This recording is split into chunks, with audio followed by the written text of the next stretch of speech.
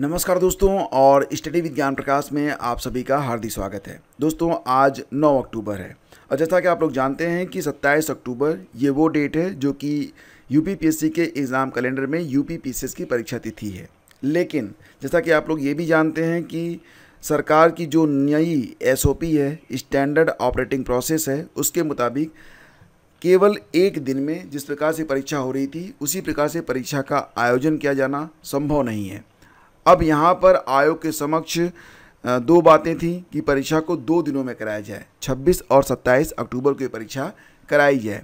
लेकिन दोस्तों यहाँ पर एक बात और भी है कि जब तक 1985 का जो एक्ट है उसमें बदलाव नहीं किया जाता है, परीक्षा 2 दिनों में नहीं हो सकती है। यानी कि सबसे पहले तो आपको जो 1985 एक्ट है उसमें बदलाव किया जाएगा, उसके बाद ही परीक्षा 2 दिनों में 2 शिफ्टों में कराई जा सकती है।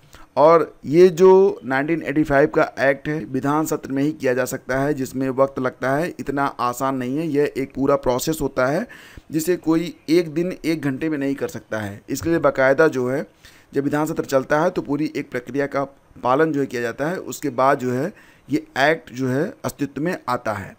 यानी कि 1985 का जो एक्ट है परीक्षा अधिनियम है, बिना उसमें बदलाव किए अब ये परीक्षा जो है अक्टूबर में संभव नहीं है। मिला जुलाकर मुख्य बात यहाँ पर ये है कि अब यूपीपीसीएस की परीक्षा आपकी अक्टूबर में नहीं हो रही है।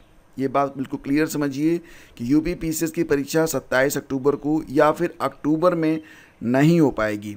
परीक्षा का पोस्टपोन होना बिल्कुल तय हो चुका है। लेकिन आयोग का इतिहास ये रहा है कि परीक्षा पोस्टपोन होने की सूचना वो एग्ज़ाम डेट से लगभग 10-12 दिन पहले देता है। आप पिछली बार जो हुआ था, जो नोटिस आई थी, उसकी डेट देख लीजिए, या इसके पहले भी परीक्षाएं कई बार स्थगित हुई हैं, उसकी भी नोटिस आप देख सकते हैं। और आप ये देखेंगे कि जो एग्ज़ाम पोस्टपोन की न्यूज़ आयोग देता है वो 10 से 12 दिन पहले ही देता है, उसके पहले तो नहीं देता है। तो यहाँ पर देखो, उत्तर प्रदेश लोक सेवा आयोग के द्वारा पीसीएस की परीक्षा फिर कब आयोजित होगी इस पर अभी कुछ तय नहीं है। बहुत सारे लोग कह रहे हैं कि 8 दिसंबर या फिर फरवरी मार्च में परीक्षा होगी, मार्च अप्रैल में होगी, तो इसके बारे में भी कुछ तय नहीं है। यानी कि परीक्षा अक्टूबर में तो नहीं हो पाएगी, आगे कब तक हो पाएगी इसके बारे में अभी कुछ तय नहीं है। तो मैं आपको कोई डेट यहाँ पर नहीं दे रहा हूँ कि 8 दिसंबर को होगी या फिर इसके आगे कब होगी, क्योंकि यहाँ पर सबसे पहले तो आपका जो 1985 का एक्ट है उसमें बदलाव लाते लाते कम से कम आपका जो समय है वो नवंबर में हो सकता है कि दूसरा सप्ताह, तीसरा सप्ताह आ जाए। उसके बाद समय बहुत कम बचेगा कि आयोग जो है निश्चित समय पर यानी कि दिसंबर में परीक्षा करवा पाए।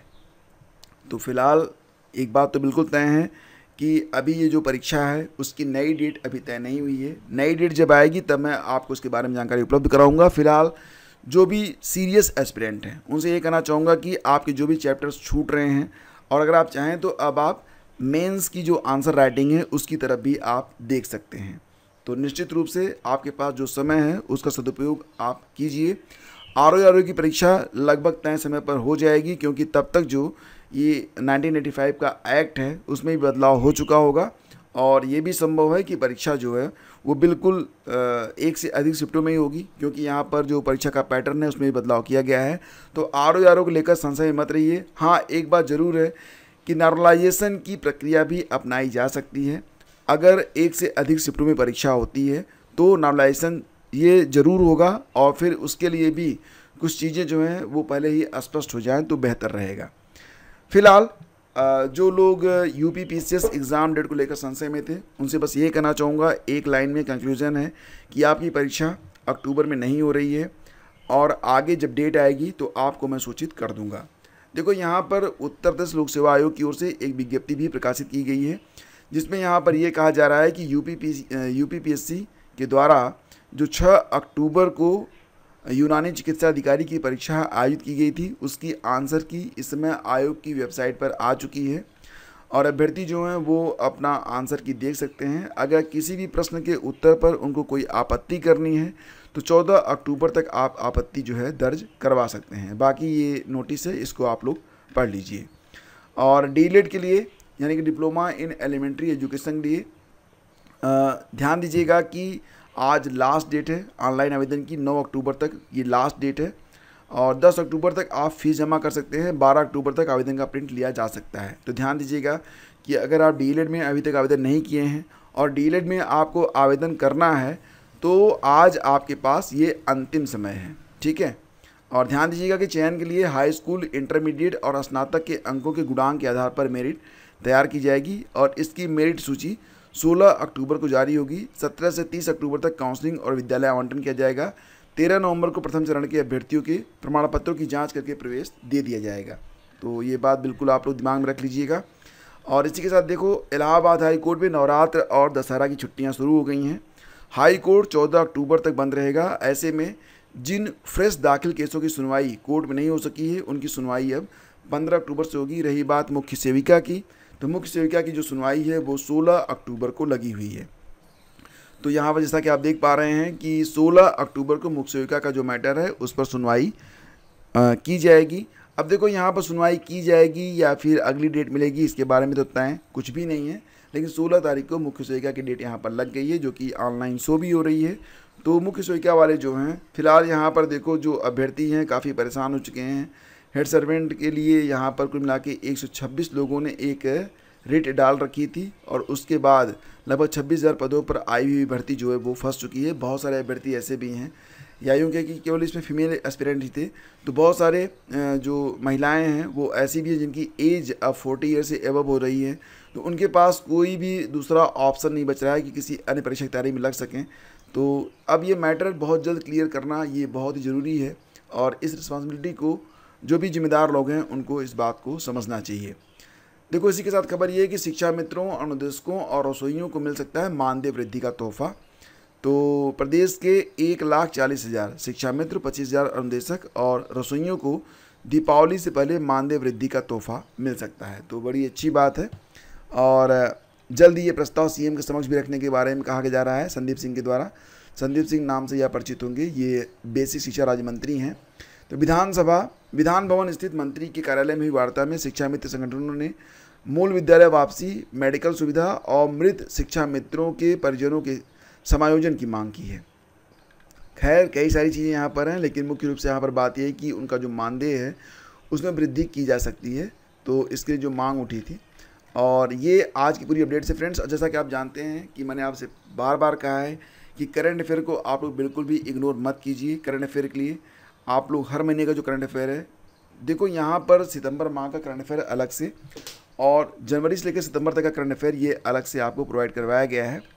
और आपके पास अब समय तो बिल्कुल मिल चुका है। जो लोग भी कोई भी परीक्षा हो, यूपीपीएससी हो, यूपी-SSC हो, बीपीएससी हो, बीपीएससी TRE-4 हो, KVS हो, NVS हो, EMRS हो की तैयारी कर रहे हैं, वो लोग बिल्कुल सीरियसली तैयारी करें।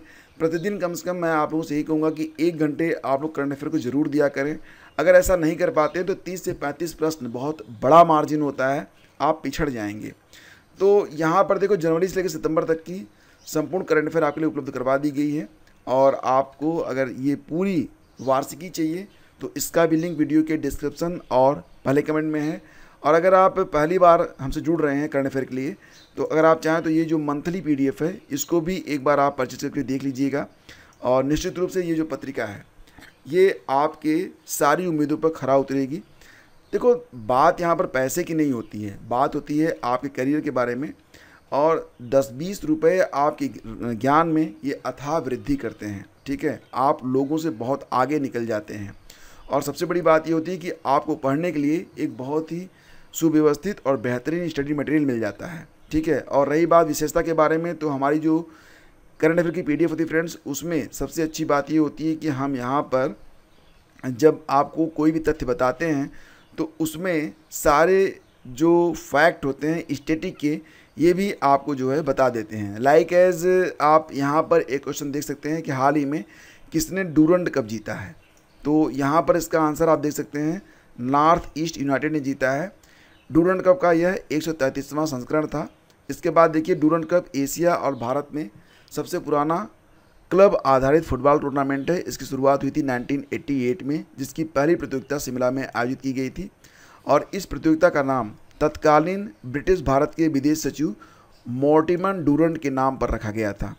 और इसमें फ़िलहाल जो गुवाहाटी स्थित north east United football club, इसने जो है डूरंड कप 2024 को जीत लिया है। ठीक है, और इसके बाद यहाँ पर आप देख सकते हैं किसको हराया था, तो मोहन बागान सुपर जायंट को हराया था। फाइनल कहाँ पर हुआ था, गोल्डन बूट किसको मिला, गोल्डन ग्लव्स किसको मिला, गोल्डन बॉल, यानी कि सारे तथ्य आपको एक साथ मिल जाते हैं और ऐसा अन्य पत्रिकाओं में संभव नहीं हो पाता है। तो अगर आप चाहें तो मैगजीन्स परचेज कर सकते हैं। ये ई मैगजीन्स हैं, PDF के रूप में आपको प्राप्त होंगी। मास्टर PDF और मंथली PDF दोनों ही उपलब्ध हैं। लिंक वीडियो के डिस्क्रिप्शन और पहले कमेंट में है। आप सभी का बहुत बहुत धन्यवाद। मिलते हैं आपसे अगले वीडियो में। आगे दीजिए, नमस्कार, जय हिंद।